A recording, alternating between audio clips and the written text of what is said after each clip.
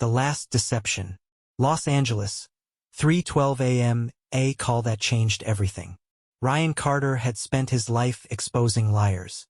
As a top investigative journalist, he had brought down corrupt CEOs, exposed political scandals, and even uncovered FBI cover-ups. But this time, the story wasn't about someone else. It was about him. At 3:12 a.m., his phone buzzed. Unknown number. He let it ring. Then his email dinged. Subject: "You need to see this." Ryan frowned, clicking the attachment. A video played. A dark hotel room. A man and a woman. The man? Ryan Carter. The woman? Not his wife. Ryan's stomach dropped, because he had never seen this woman before in his life. But now, the entire world was about to believe he had. Plotline 1. The setup that shouldn't exist. Ryan scrubbed through the video. His face was clear. The details were perfect. But there was just one problem. It wasn't real. Someone had faked it. Used AI, deepfake technology, or something even worse. And if they had gone through this much trouble, it meant one thing. They weren't just trying to ruin him. They were trying to control him. Plotline 2. The betrayal close to home. Ryan needed answers. And there was only one person who could have done this. His wife, Emily. She was a top-tier cybersecurity expert. And 3 months ago, she had started acting strange. Ryan checked his phone. Last seen, online. At 3:15 a.m., his pulse spiked. She was awake. She knew. Ryan grabbed his car keys. He had questions. And Emily had better have answers. Plotline 3, the woman with secrets. Ryan pulled into their driveway. The house was dark. Too dark. He pushed open the door. Emily? Silence. The living room was a mess. Papers scattered. A lamp knocked over. Then he saw it. The laptop. Still open. Still running a file transfer. Ryan froze, because the screen showed his own name. And the words. Backup protocol. Exposing Ryan Carter. His own wife had been collecting data on him. And before he could even react, a shadow moved behind him. Then everything went black. Plotline 4. The stranger in the dark. Ryan woke up to the smell of gasoline. His wrists were tied. A single lamp flickered above him. He wasn't at home anymore. A man stood across from him, dressed in a suit, calm, controlled. "You should have ignored the email, Mr. Carter." Ryan's jaw tightened. "Who are you?" The man smirked. "Someone who just saved your life." Ryan laughed bitterly. "Yeah? Feels more like a kidnapping." The man tilted his head. "Your wife was about to turn you in." Ryan's stomach twisted. "For what?" The man smiled. "For a crime you haven't committed yet." Plotline 5. The crime that hasn't happened. Ryan's mind spun. "You're lying." The man pulled out a folder, slid it across the table. Ryan opened it. Inside, evidence. Bank statements. Offshore accounts. A murder weapon with his fingerprints. All linked to a crime that hadn't even happened yet. "In 48 hours, the man said, "you will be accused of murder." Ryan stilled. "Whose murder?" The man smiled. "Your wife's." Plotline 6. The clock is ticking. Ryan's blood ran cold. Emily. He needed to find her. To stop whatever was happening before it was too late. "Why are you telling me this?" Ryan asked. The man leaned forward. "Because, Mr. Carter, we want you to work for us." Ryan clenched his jaw. "And if I say no?" The man chuckled. "Then in 2 days, you'll be the most wanted man in America." Ryan exhaled. He was out of options. If he wanted to survive, he had 48 hours to find the real truth. And everyone was already hunting him. Plotline 7. The chase begins. Ryan wasn't a criminal. But now, he was going to have to become one to survive. He broke free from his restraints, taking down the guard in a single move. Alarms blared. He grabbed the folder, ran through the exit, and found himself in the middle of the desert. No phone, no car, just one name, Natalie Hartman, his wife's old colleague, a woman who had disappeared 5 years ago. And now, She was the only person who could save him. Plotline 8. The real enemy. Ryan tracked down Natalie to an old warehouse outside Phoenix. She was waiting for him, like she had known he was coming. "Took you long enough," she muttered. Ryan slammed the folder onto the table. "Tell me what's really going on." Natalie exhaled. "It's bigger than you think." She turned her laptop screen toward him, and the moment Ryan saw what was on it, his entire world shattered. Because it wasn't just about him. It was about every journalist who had ever investigated the syndicate. And they were all dead. Except him. Ryan's hands curled into fists. "Who's behind this?" Natalie's expression darkened. "The people who built the lie you've been living in." Then her phone buzzed. A single message. "We know where you are." Ryan's heart pounded. Natalie grabbed her gun. "We need to move. Now." Outside, black SUVs pulled up. They weren't FBI. They weren't cops.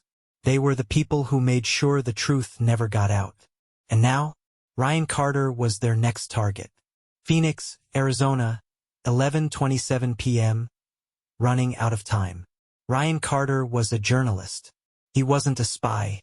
He wasn't a fugitive. He wasn't a killer. But now, he was all three. His wife had betrayed him. The government was framing him for a murder that hadn't happened yet. And the only person who could help him, Natalie Hartman, had just told him that the people hunting him were the same ones who had killed every journalist who got too close to the truth. And now, they were outside. SUVs. Armed men. Moving in. Natalie grabbed her gun. "We need to move. Now." Ryan nodded. And then, the first bullet shattered the window. Plotline 9. The escape. Ryan and Natalie ran. Glass rained down as bullets tore through the warehouse. They crashed through a side door into the desert night. "Where's your car?" Ryan shouted. Natalie yanked him toward a black Dodge Charger, parked behind a pile of old shipping crates. "Get in." Ryan barely had time to slam the door shut before Natalie floored it, tires screeching. A second later, gunfire ripped through the back windshield. Ryan ducked. "Jesus." Natalie didn't flinch. "Welcome to the real world, Carter." She swerved hard, kicking up a storm of dust. In the mirror, 3 black SUVs were already in pursuit. Natalie handed Ryan a Glock. "Make yourself useful." Ryan stared at it. "I'm a journalist, not a—" Natalie shot him a look. "Tonight, you're whatever you need to be to stay alive." Ryan exhaled. Then he rolled down the window and took his first shot. Plotline 10. The name that changes everything. They lost the SUVs outside of Tucson. Natalie pulled off onto a back road, dust settling around them. Ryan's hands shook. He had just fired a gun for the first time in his life. And he had hit someone. Natalie glanced at him. "Don't get soft now, Carter. They're not done hunting you." Ryan swallowed. "Who are they?" Natalie hesitated. Then, she tossed a file onto his lap. Ryan opened it. A single name was scrawled across the top. Mason Vance. Ryan froze. Mason Vance was dead. Or at least that's what the world thought. Ryan had written about him 3 years ago. A former intelligence officer. A man who had worked deep inside black-budget programs. Projects that didn't officially exist. Then one day he vanished. The official story? Suicide. But Ryan had always suspected otherwise. Now, he was holding proof. Mason Vance wasn't dead. And whoever he was working for, they were the ones trying to erase Ryan Carter. Plotline 11. The wife who lied. Ryan's head spun. His own wife had been spying on him. She had prepared a full file, tracking his movements, his emails, his investigations. "Emily knew," Ryan whispered. Natalie frowned. "Knew what?" Ryan clenched his fists. "She knew Mason Vance was alive." Silence. Then Natalie's phone buzzed. "Unknown number. We have her.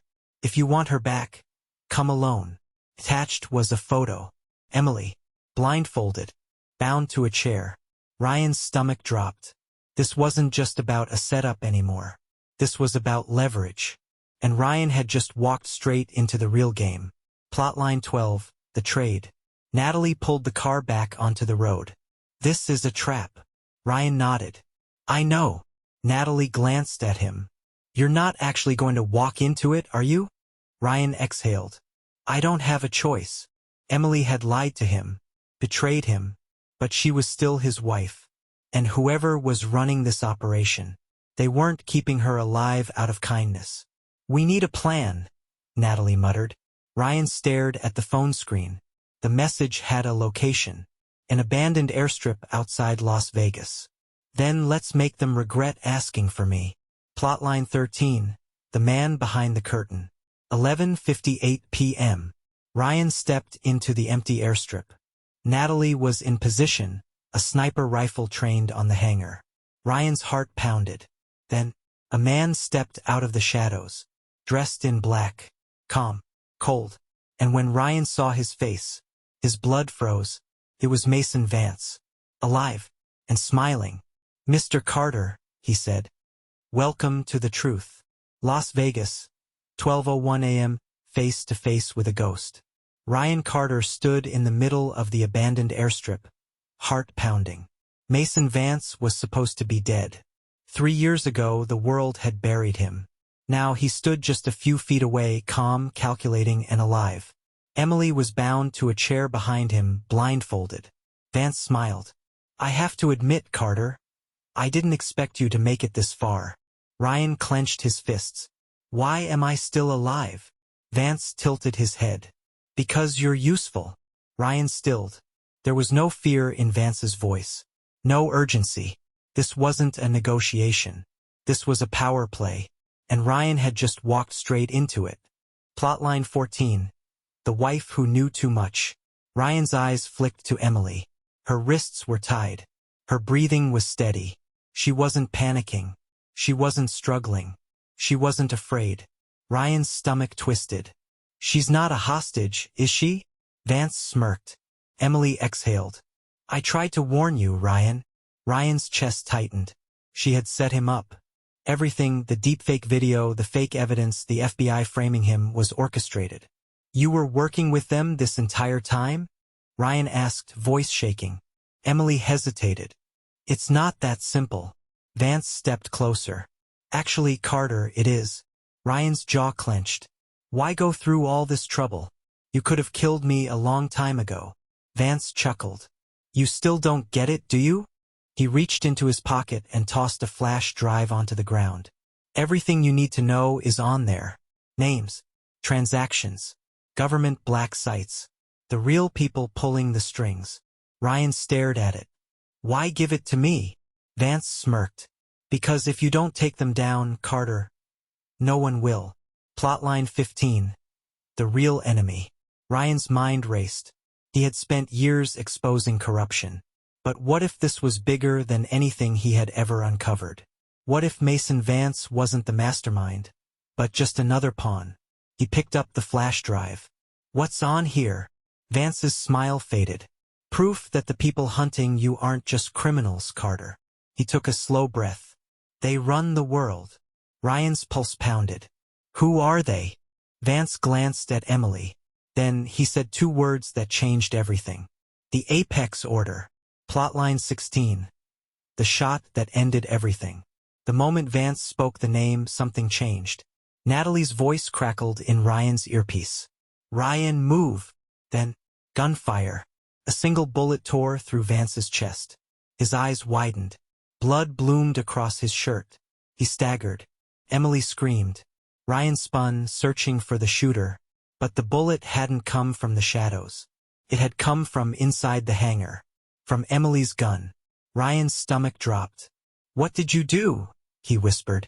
Emily's hands shook. I didn't have a choice. Vance collapsed. His breath ragged. He pulled Ryan closer. Blood dripping from his lips. They'll never let you go. Then he went still. Mason Vance was dead. And Ryan Carter was now the only one left who knew the truth. Plotline 17. The chase resumes. Emily took a step back. Her hands were still covered in blood. Ryan's breath was shaky. You just killed the only man who could help us. Emily's jaw tightened. No, Ryan. I just saved your life. Outside, tires screeched. Black SUVs. More men. Coming fast. Ryan grabbed the flash drive and ran. Natalie's voice crackled in his earpiece again. Get to the runway. I've got a plane waiting. Ryan hesitated, then turned to Emily. She watched him. Silent. Unmoving. Are you coming with me? He asked. Emily exhaled. Then, she reached into her pocket and tossed him a keycard. You're going to need this if you want to finish what he started. Ryan stared at her. Then he turned and ran. Behind him, the men stormed the hangar. But Ryan didn't look back. Because now, there was no going back. Only forward. Straight into the heart of the Apex Order. Plotline 18, the final connection. Ryan barely made it onto the plane. Natalie sat across from him, gripping the controls. Tell me you got something, she said. Ryan held up the flash drive. We just inherited Mason Vance's war. Natalie smirked. Good. I was getting bored. Ryan exhaled. He plugged the flash drive into his laptop. The screen flickered.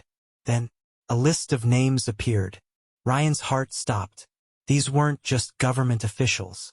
These were the most powerful people on the planet. CEOs, politicians, intelligence officers. And one name stood out above them all. Emily Carter. Ryan's hands shook. Natalie frowned. What is it? Ryan swallowed hard. We've been looking for the head of the snake. He turned the screen to Natalie. And I think I just found it. Because Emily Carter wasn't just a player in the game. She was running it. And now, Ryan had to figure out how to stop her. Before she stopped him first. Somewhere over Nevada, 2:15 a.m., the woman who lied. Ryan Carter's world had just shattered. The flash drive Mason Vance had died for contained a list of names. Not just politicians. Not just billionaires. But power itself. And at the top of the list, Emily Carter. Ryan stared at the screen, hands shaking. His wife wasn't just involved. She was part of the Apex Order. And now, he had proof. Natalie watched him. Say something, Carter. Ryan clenched his jaw. I think I just married the most dangerous woman in the world. Natalie smirked. Yeah? Well, you've got about 6 hours before she kills you for figuring that out. Plotline 19, the price of truth. The small plane cut through the night. Natalie kept one hand on the controls, the other resting near a gun. Where are we going? Ryan asked. Natalie didn't look away from the controls. A guy I know in DC Safe House. Secure network. We decrypt the rest of this drive and figure out exactly what we're up against. Ryan exhaled. And then what? Natalie glanced at him. Then we decide if you want to expose your wife or survive. Ryan ran a hand through his hair. His own wife. He had spent years exposing corruption. But now, the biggest story of his life was Emily. And the worst part? He still didn't know why she did it. Plotline 20. The call that shouldn't have happened. Ryan's phone buzzed. Unknown number. His pulse spiked. He answered. Silence. Then, Ryan. His stomach twisted. It was Emily. Alive. Calm. Controlled. Put the flash drive down. Ryan gripped the phone. Why? A pause. Because you don't know what you're playing with. Ryan's jaw tightened. You killed Vance. Emily exhaled. No, Ryan. I saved you. Ryan laughed bitterly. By framing me for murder? By working for the people I've spent my life trying to expose? Emily's voice lowered. It's not that simple. Then make it simple. Emily was quiet for a long moment. Then, you don't want to know the truth, Ryan. Ryan clenched his fists. I already do. Emily sighed. No, you really don't. Then the line went dead. Ryan pulled the phone away, heart pounding. Natalie glanced at him. That sounded bad. Ryan exhaled. That sounded like a warning. Natalie smirked. You're gonna ignore it, right? Ryan smirked back. Damn right. Plotline 21. The Shadow in D.C. Washington, D.C. 5:47 a.m. Ryan and Natalie pulled into an underground parking garage. They met Natalie's contact, Deacon Ross, a former NSA analyst turned ghost. No ID, no records, just a man who knew things he shouldn't. Deacon led them into a hidden surveillance room. Ryan handed him the flash drive. I need to know what's on it. Deacon smirked. This is gonna get you killed, Carter. Ryan crossed his arms. Yeah, well, that ship sailed about 24 hours ago. Deacon plugged in the drive. The screen flashed. Thousands of encrypted files. Emails. Transactions. Black site coordinates. But one folder stood out. The Phoenix Initiative. Ryan frowned. What the hell is that? Deacon clicked it open. And then, his face drained of color. Plotline 22. The plan no one was supposed to know. Deacon stared at the screen. Jesus Christ. Ryan leaned in. What am I looking at? Deacon exhaled. The Apex Order isn't just a secret society, Carter. They're a government inside the government. Ryan's blood ran cold. Explain. Deacon pulled up a map. 12 cities. Each marked with a classified intelligence tag. The Phoenix Initiative is a contingency plan. If the Apex Order ever loses control, they have operatives embedded in every major city, ready to collapse the system overnight. Ryan's stomach dropped. You're saying they have the power to crash the country? Deacon nodded. Not just the country, Carter. The entire world economy. Silence. Natalie exhaled. So what the hell do we do? Ryan stared at the screen. And then, his phone buzzed again. Unknown number. He answered. Emily's voice was calm. Ryan, I need you to listen to me very carefully. Ryan's breath slowed. Why? Emily's next words made his blood freeze. Because you just triggered something you can't stop. And then, the power cut out. The safe house exploded into chaos. Gunfire erupted outside. And Ryan Carter was officially out of time. Washington, D.C., 5:52 a.m. The ambush. The lights cut out. Gunfire erupted outside the safe house. Ryan Carter's heart pounded. Natalie dove behind a desk, drawing her weapon. Deacon Ross yanked the flash drive from the computer. They found us. Ryan gritted his teeth. No, they were already watching. Emily's voice still echoed in his head. You just triggered something you can't stop. And now, the Apex Order was here to make sure he never left DC alive. Plotline 23. The last warning. Ryan's phone buzzed again. Unknown number. He answered. Emily's voice was calm. Too calm. Ryan. Drop the flash drive. Walk away. Gunshots shattered the glass windows. Natalie fired back, taking down 2 operatives. Ryan ducked. You expect me to just give up? Emily sighed. I expect you to be smart enough to realize you can't win. Ryan clenched his jaw. Why are you trying to protect them? A long pause. Then, I'm not trying to protect them, Ryan. Emily's voice lowered. I'm trying to protect you. Then the line cut out. Ryan had heard that tone before. It wasn't a threat. It was a goodbye. Plotline 24.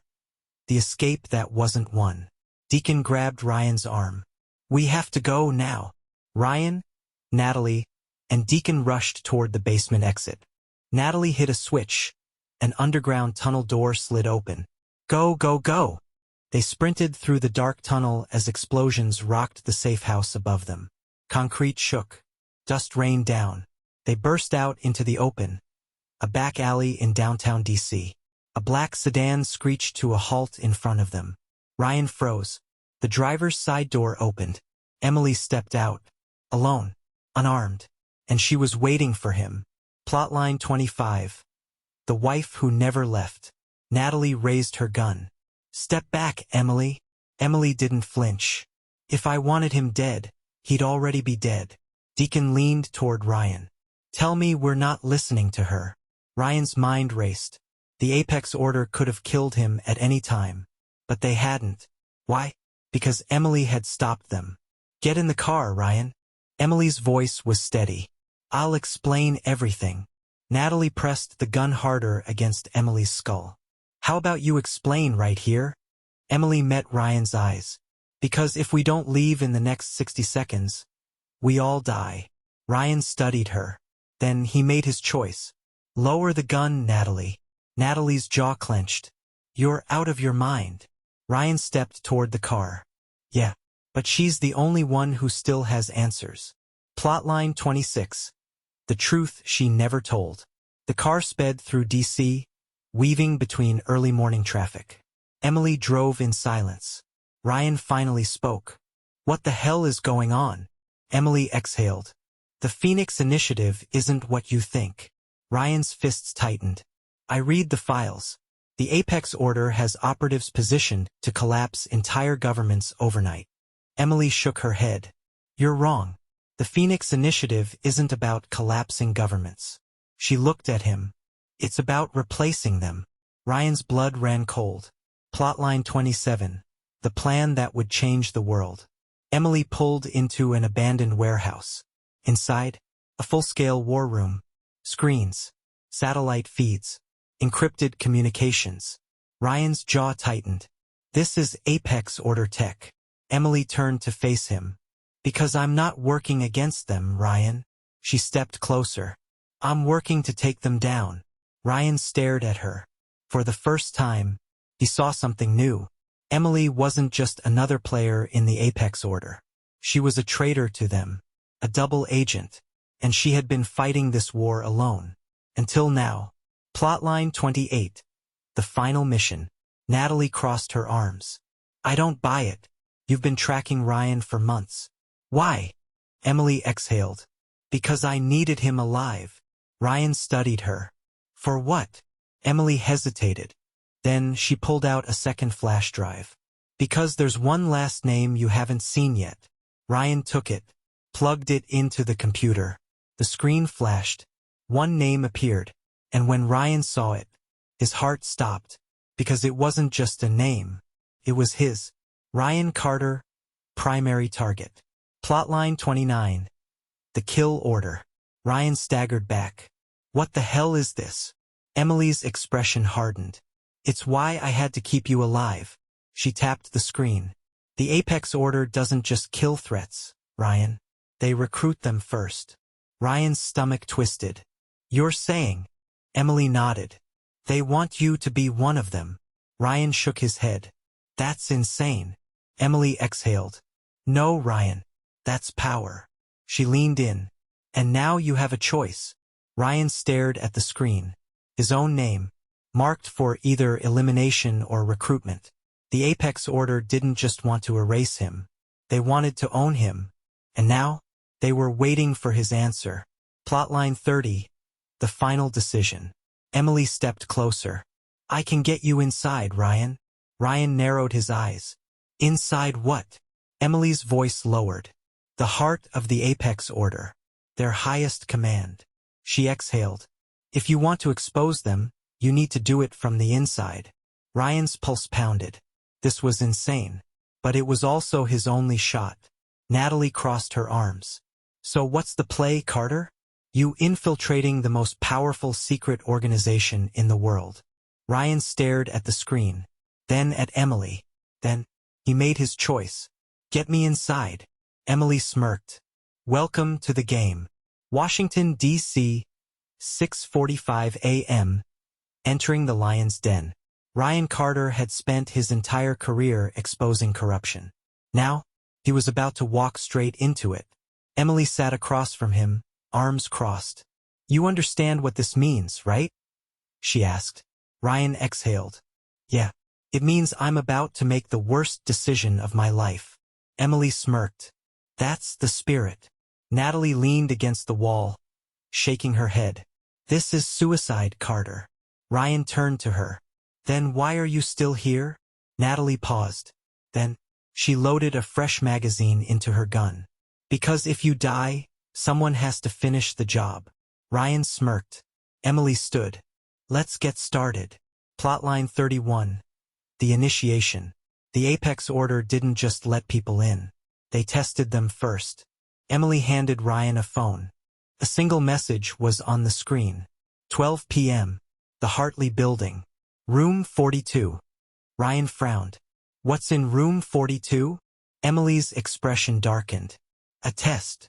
Ryan's jaw tightened. What kind of test? Emily looked at him. The kind you can't walk away from. Plotline 32. The first assignment.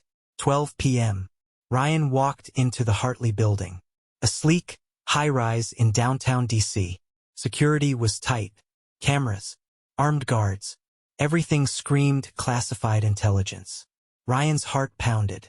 A woman in a gray suit approached him. "Ryan Carter?" Ryan nodded. She handed him a sealed envelope. "Room 42. Read it inside." Ryan took it. Then he stepped into the elevator. Plotline 33. The name on the list. Room 42 was empty. Just a single chair. A table. A laptop. Ryan sat down and opened the envelope. Inside, a photo of a man. A name, Deacon Ross. Ryan's blood ran cold. At the bottom of the page, a single sentence. "Eliminate the target. You have 24 hours. Ryan stiffened. This wasn't an initiation. This was a hit. Plotline 34. The deadline. Ryan walked out of the building shaken. His mind raced. The Apex Order wanted proof of loyalty. They wanted him to kill Deacon Ross. The same man who had helped decrypt the flash drive. The same man who had risked his life to help him. Ryan clenched his fists.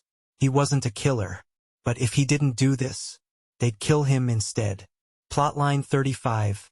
The impossible choice. Ryan met Emily in a parking garage. He slammed the envelope onto the dashboard. "You set me up." Emily stayed calm. "This is how it works, Ryan." Ryan's jaw tightened. "You expect me to kill Deacon?" Emily exhaled. "No, Ryan. I expect you to make a decision." Ryan stared at her. "There is no decision. I don't kill people." Emily's eyes darkened.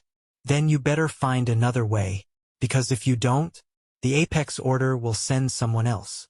She leaned in. "And they won't hesitate." Plotline 36. The setup. Ryan had 24 hours. Kill Deacon, or find a way out. He met Natalie at a safe house just outside the city. She was already pissed. "Let me guess. They want you to prove yourself." Ryan nodded. Natalie sighed. "And let me guess again, you're thinking about doing it." Ryan stayed silent. That was enough of an answer. Natalie gritted her teeth. "You're not a killer, Carter." Ryan ran a hand through his hair. "And what if I don't have a choice?" Natalie exhaled. Then she tossed a burner phone onto the table. "Then we make one."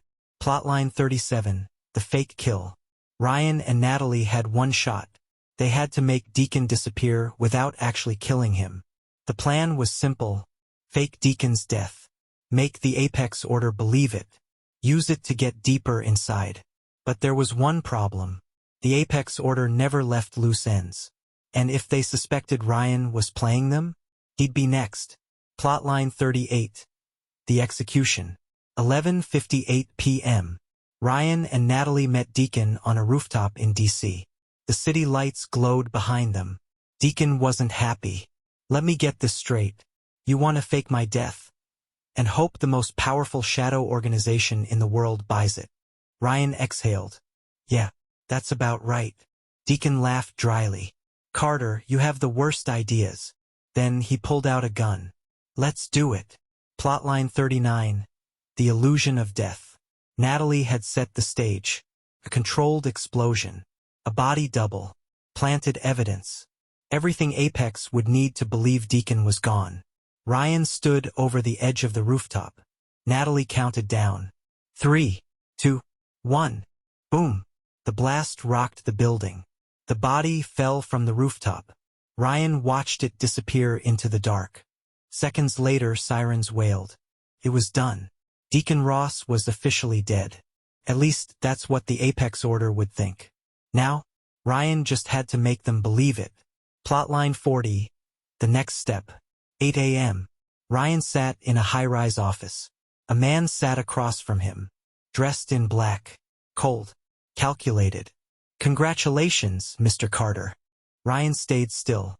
The man slid a folder across the table. "Welcome to the Apex Order." Ryan took it. Inside, a list of names. People the Order wanted dead. Ryan exhaled. This was it. He was inside. But now, he had to burn it to the ground. Washington, D.C., 8:07 a.m. playing with fire. Ryan Carter had just done the impossible. He had faked a kill, fooled the Apex Order. And now, he was one of them. Or at least that's what they believed. Ryan sat in a sleek, windowless office, the folder of names resting on the table in front of him. Across from him sat Daniel Mercer, one of the Order's highest-ranking operatives. Mercer's voice was calm, detached. "Your first real assignment, Carter." Ryan opened the folder.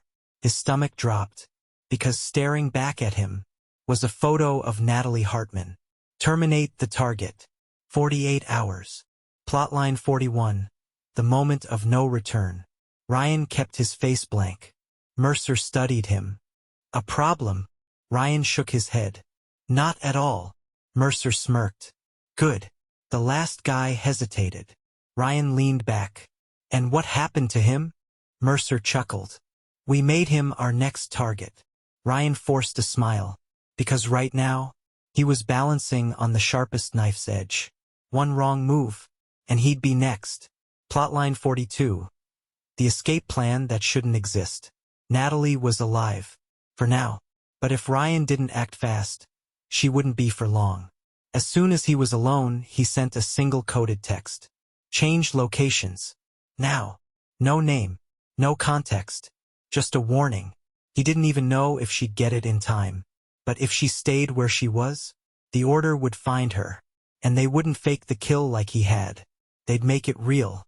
Plotline 43. The meeting that shouldn't happen. 10:30 p.m. Ryan walked into a darkened parking garage. Natalie was waiting, gun already drawn. "Start talking, Carter." Ryan raised his hands. "They put your name on the list." Natalie's expression didn't change. "You gonna do it?" Ryan exhaled. "No. But someone else will if we don't move." Natalie lowered the gun. "So what's the plan?" Ryan's jaw tightened. "We stop running." Natalie frowned. "What the hell does that mean?" Ryan took a deep breath. "It means we take the fight to them." Plotline 44. The kill list that changes everything. Ryan pulled out the folder Mercer had given him. "Look at this." Natalie scanned the names. Her eyes widened. Because Natalie wasn't the only one on the list. There were 6 more targets. And every single one of them had tried to take down the Apex Order before. Ryan pointed to one name. Ethan Marquez, former CIA operative. Location unknown. Natalie stiffened. "I know him." Ryan's pulse spiked. "You do?" Natalie nodded. "Yeah. And if anyone knows how to kill the Apex Order." She smirked. "It's him." Plotline 45. The man who vanished. Finding Ethan Marquez was easier said than done. The last time he had been spotted? 5 years ago, after his entire team had been wiped out trying to expose the Order. Now, he was a ghost. But Ryan and Natalie had something the Order didn't. A lead. A safe house buried in the mountains of Montana. If Ethan was still alive, that's where he'd be. Ryan checked his watch. "We have 24 hours before the Order realizes I haven't killed you." Natalie loaded a magazine into her pistol. "Then let's move." Plotline 46. The road to hell. Somewhere in Montana, 2:43 a.m. Ryan and Natalie's SUV bounced over the dirt road. A storm raged outside. Lightning cracked across the sky. Natalie glanced at Ryan. "You think he's still alive?" Ryan gripped the wheel. "If he isn't, we're dead." They pulled up to an abandoned cabin. Dark. Quiet. Too quiet. Ryan killed the engine. "Stay sharp." They stepped out, weapons raised. Ryan moved toward the door. And then, a gun cocked behind his head. "That's far enough." Ryan froze. A low voice spoke from the shadows. "Turn around." Slowly. Ryan did. And standing in front of him? Ethan Marquez. Alive. Armed. And not happy to see them. Plotline 47. The one person who knows everything. Ethan's gun never wavered. "Who sent you?" Ryan held up his hands. "We're not here to kill you." Ethan scoffed. "Yeah?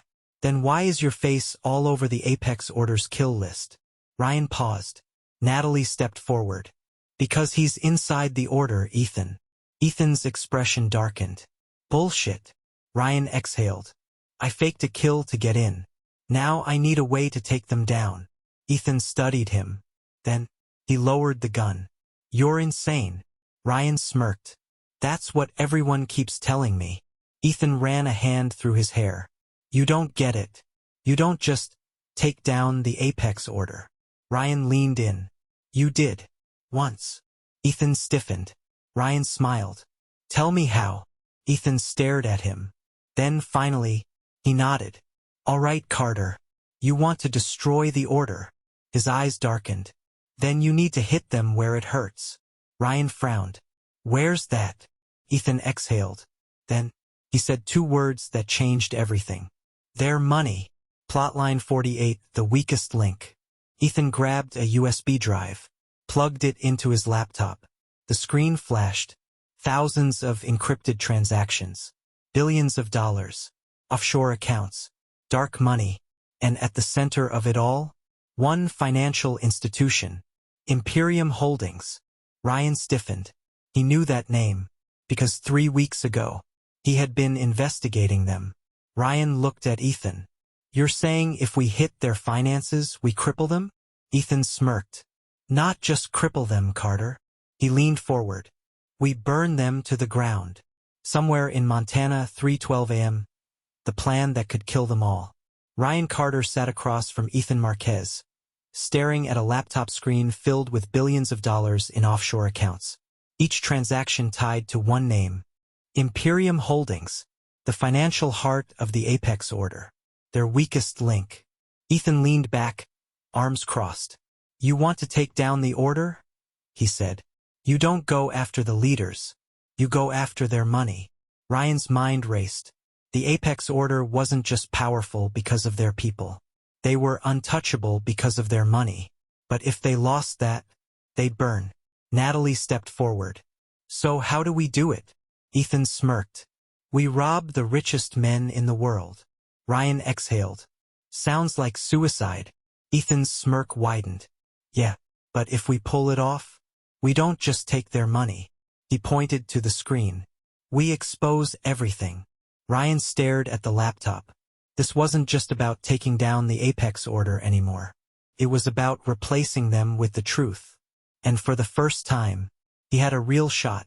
But first, he had to pull off the biggest heist in history. Plotline 49. The heist that shouldn't exist. Ethan pulled up a schematic. Imperium Holdings, primary data center, New York City. Ryan frowned. They keep their money in the U.S.? Ethan shook his head.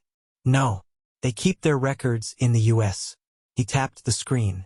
This building doesn't hold cash, Carter. It holds the keys to all of it. Encryption keys, offshore routing numbers, black budget transfers. Everything. Natalie exhaled. You're saying if we hack this place, we can wipe them out? Ethan's eyes darkened. Not just wipe them out.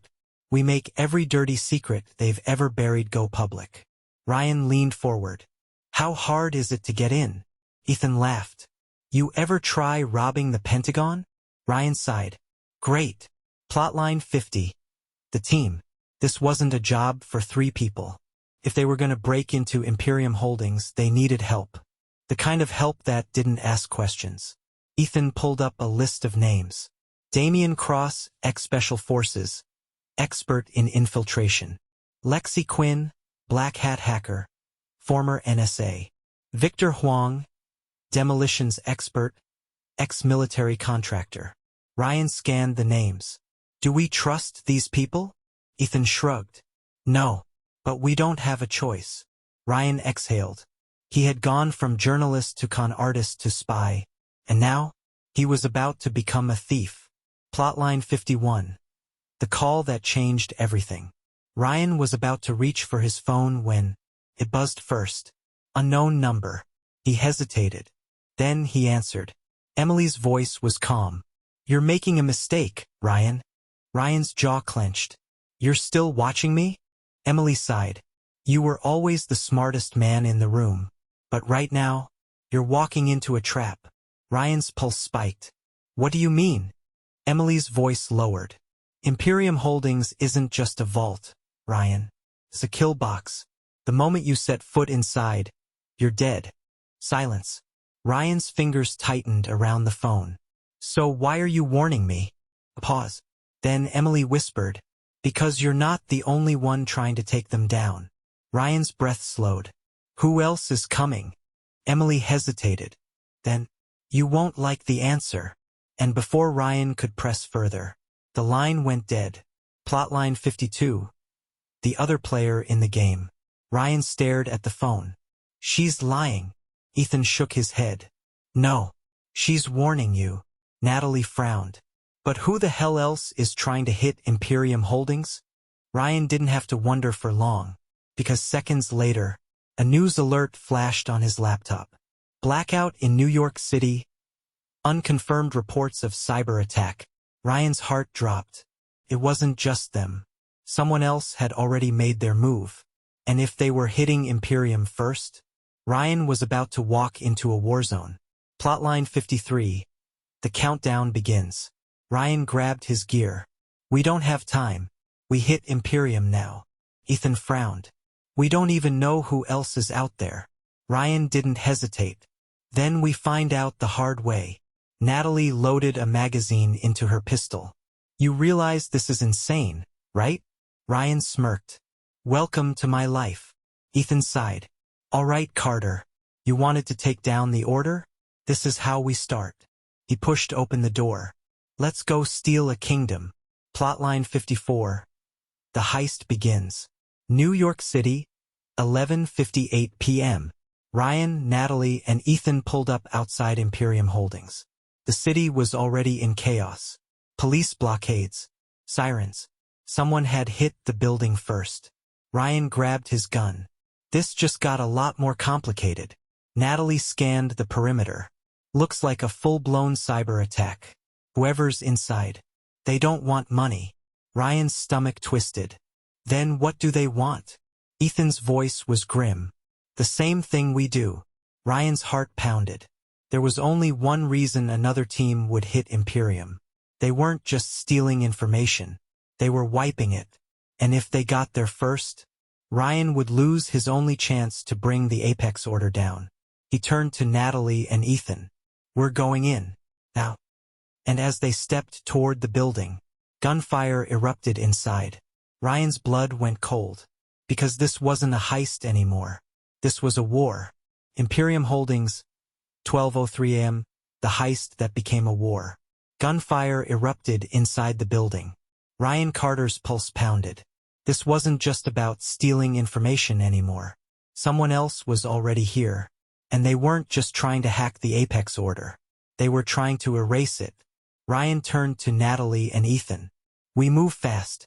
Get to the data vault before they do. Ethan nodded. Natalie smirked, cocking her gun. You sure you don't want to sit this one out, Carter? Ryan exhaled. Too late for that. They pushed through the entrance and walked straight into hell. Plotline 55, the Ghost Team. Inside the Imperium Holdings main floor, bodies were already down. Security guards neutralized. Glass shattered.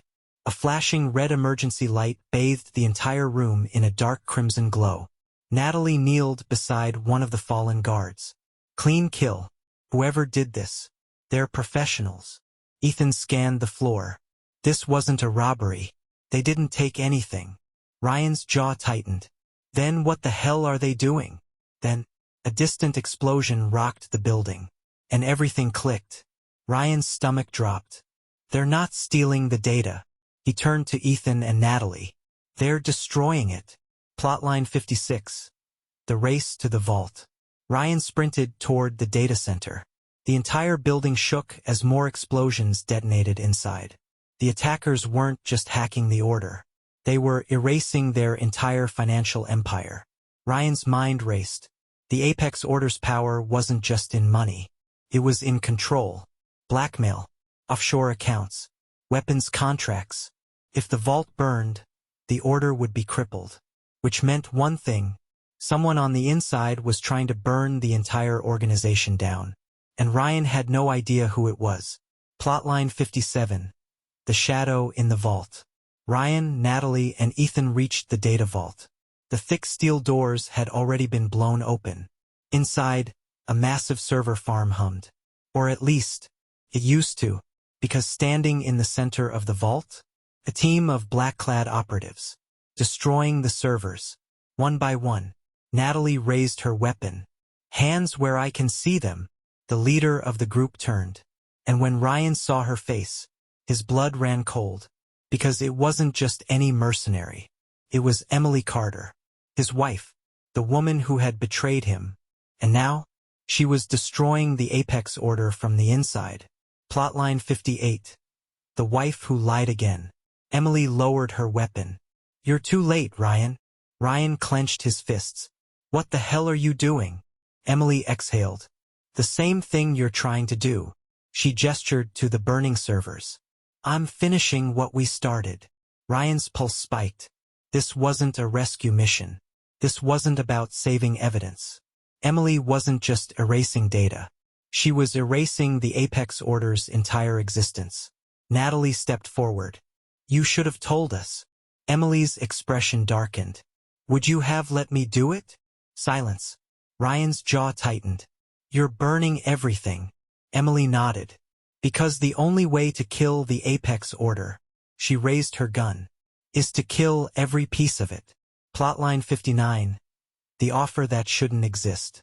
Ryan stared at Emily, his wife, his enemy, and now, his only chance at taking the order down. Emily stepped closer. This is your last shot, Ryan.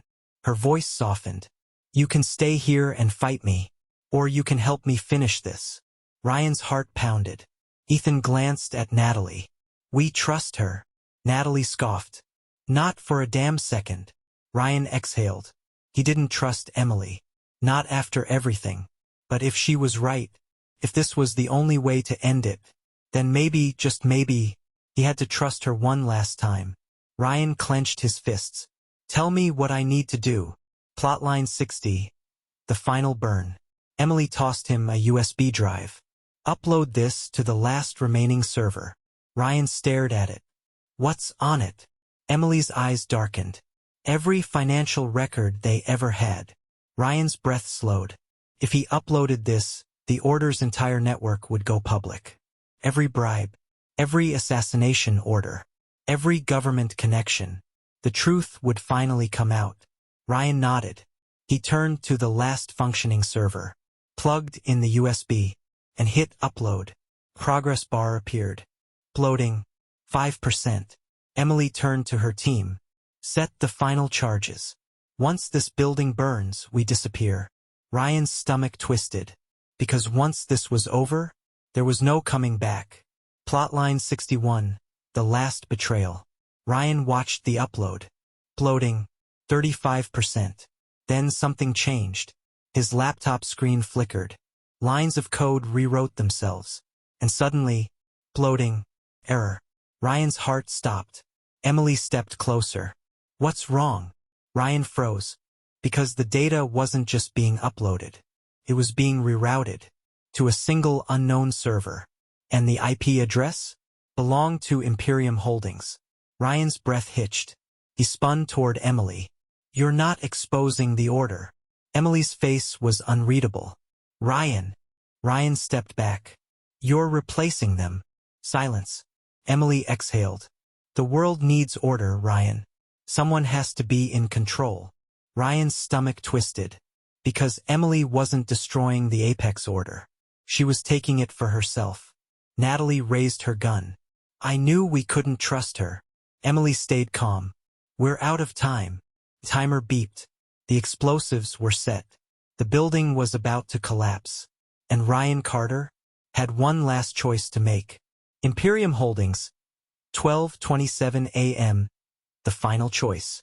Ryan Carter had spent his entire life exposing corruption. Now, he was staring at the biggest lie of all. Emily hadn't destroyed the Apex Order. She was taking it for herself. The upload bar flickered on his screen. Uploading data. 62%. Emily's voice was calm. Too calm. We're out of time, Ryan. Ryan's heart pounded. You never planned to burn the Order. You just wanted to take their power. Emily exhaled. The world needs control, Ryan. Natalie raised her gun. We should have shot her the moment we saw her.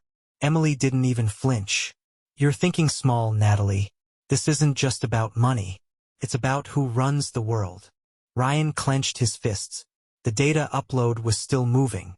But now, it wasn't going public. It was being rerouted.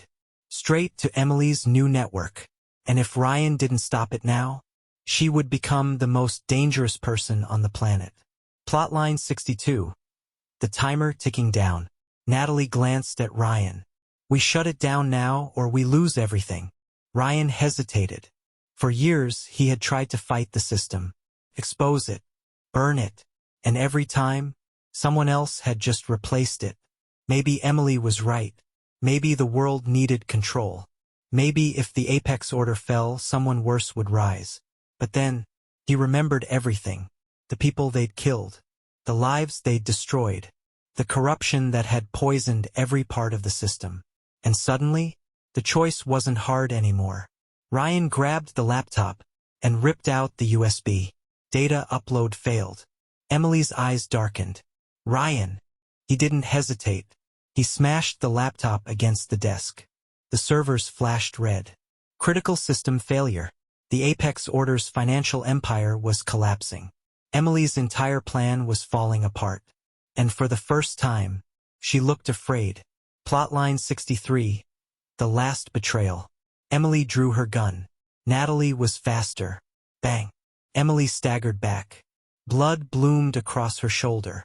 She gasped but didn't go down. Ryan stepped forward. It's over, Emily.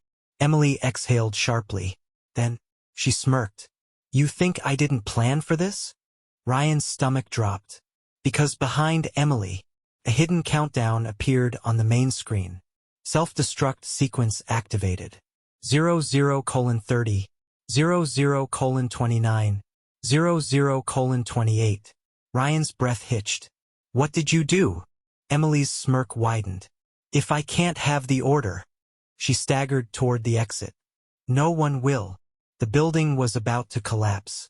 And Ryan had 30 seconds to get out alive. Plotline 64. The escape that shouldn't have worked. Ryan grabbed Natalie's wrist. Move. They sprinted toward the exit. Ethan covered them, taking down 2 of Emily's mercenaries. Alarms screamed. The floor shook. Debris rained down. As Ryan reached the last stairwell, he saw her. Emily, limping toward a side exit. Ryan stopped. Natalie grabbed his arm.